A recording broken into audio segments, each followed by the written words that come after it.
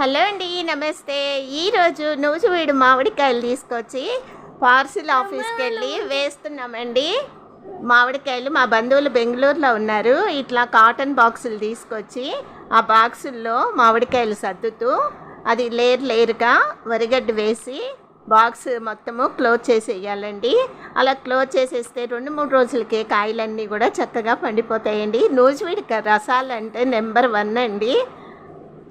ఈ బాక్స్ అంతా క్లోజ్ చేసేస్తున్నారు, మా వారు సర్దుతున్నారండి. నేను నూజివీడుకి పట్టుకెళ్తున్నాను ఆటోలో. అంటే ఆగిరిపల్లి నుంచి సర్వీస్ ఉందండి, బస్సు కన్వీనియంట్ ఉంది.